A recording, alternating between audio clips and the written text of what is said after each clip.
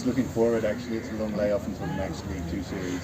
Is it just a question from here of refocusing on the short format and preparations for the World Cup? And if you give us some insight into what Nepal has planned ahead of the World Cup. Yeah, so first of all, obviously we have identified a group of people who we feel will make a difference in the shorter format. They will join us now. And you rightly said, so a bit of gap for the League 2 cycle, but I think one of the very important reflection is that this League 2 cycle is going to be very challenging. All the teams are good sides, so we'll have to put our plans in place for that too.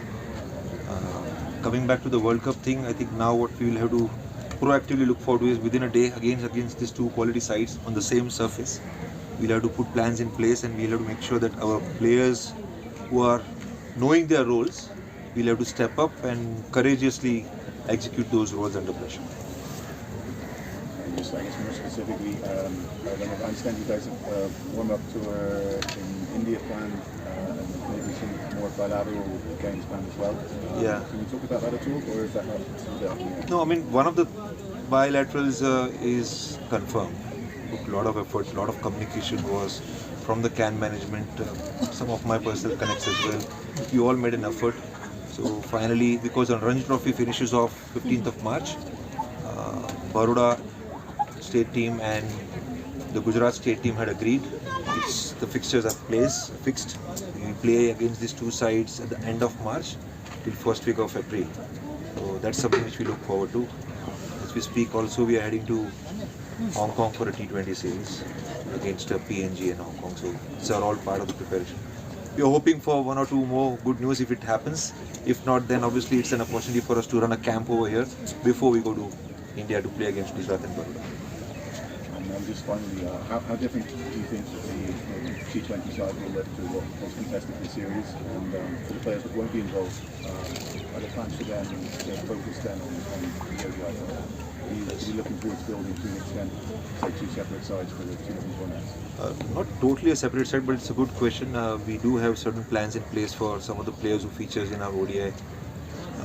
And at the moment, the way the surface is the kind of surface that we are playing right now over here, we feel that some of them might feature in a T20 squad as well for time being, and we'll see how they are able to execute their roles.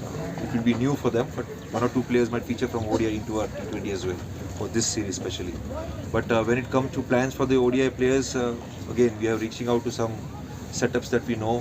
When we are busy with the T20 World Cup, we want them to be actively involved in certain programs, so that when again the ODI cycle starts, they are not rusty, but they are ready. Coach, it's the same story once again today. We had a good start. It's a bit different from previous game, but the middle order is once again struggling. Do you think it's lack of responsibility from some of the senior players? I think I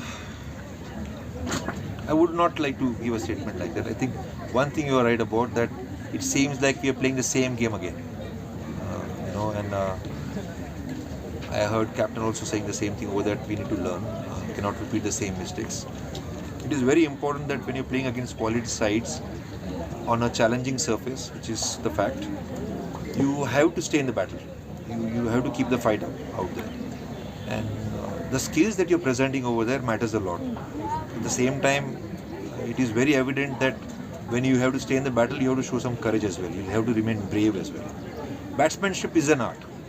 And I think our players are experiencing a lot of games, and they will have to learn from these games to learn art of batsmanship as well. That is where they will have to grow. If we see in a broader perspective, we lost only 2 matches at home in last cycle. This time we've already lost 3 out of 4. So how do you see our home advantage? Is it a bit because of the only batting performance, or do you think we're getting predictable at home turf as well? No, a lot of learnings, to be honest. I would not like to go into detailing of everything. I would like to still say proudly that the way we conducted PM Cup mattered a lot. But we know that within whatever we have over here, we have to use the TU ground to ensure that we see a lot more talent who's growing over here, training over here in domestic cricket. And that was their opportunity. I felt our groundsmen made a lot of effort to keep working on the pitches, but this time the pitches were not batting friendly. And last year our strategy was to create a very even pitch let the skills win. But this time around, there was a bit of advantage when put it in the right place. And again, it's not an excuse, but we still had to make an effort. Losing out in home games obviously hurts, but at the same time, if you want to connect to your deepest identity, which is we have promised ourselves we want to be known as associate number one team, then even away games are going to be equally important. So we'll have to train and upskill ourselves. We have been working very hard. I mean, I can say that.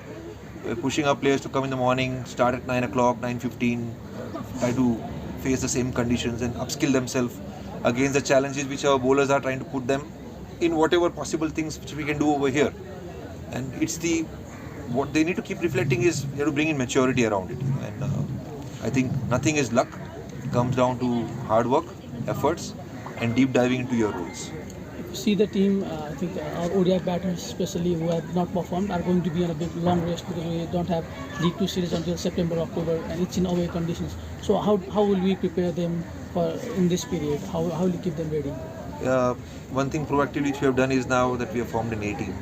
We are also creating a group of coaches who will communicate with each other. We want this responsibility to be shared between all the coaches. And if all these domestic coaches also step up, and we all unify together towards one single goal, at least it will be an effort towards grooming all these players. So we'll put programs in place, and then we'll see what comes out of it. Switching the mode to T20I, we expect some changes. We still don't know the team. What can we expect? Will you have a new look team or will we have similar individuals? All the players who featured in our T20 World Cup qualifiers will be here for sure.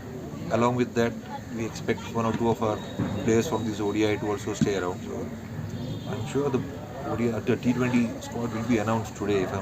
It's already in place, so it should be announced today, maybe tomorrow morning. But we have decided with our players who will come in. Once it's out, we'll come to know. Thank you. All good? Yeah.